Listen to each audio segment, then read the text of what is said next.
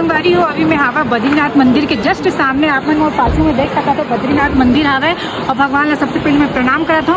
और आप मन ला पता नहीं होई, एमा से बहुत झन ला पता नहीं होई कि एकर पीछे की कहानी का है, तो मैं आप मन ला बताना चाहत हूँ छोटे से। विष्णु भगवान के अवतार ही से नर और नारायण जो काफ़ी साल तक के ना तपस्या करत रही से यही पहाड़ में, ये एक नर और नारायण दो पर्वत है, वहाँ उमन तपस्या करत रही से। तपस्या करत का तो मतलब बहुत समय हो जाते, धूप बरसात पानी सब चीज़ ओकर ओमन ना बर्दाश्त कर देते। फिर लक्ष्मी माता ला पता चलते कि मोर स्वामी है तपस्या करत है और मोर राहत ले ओमन ओला कष्ट कैसे मैं दे सकता हूँ करके।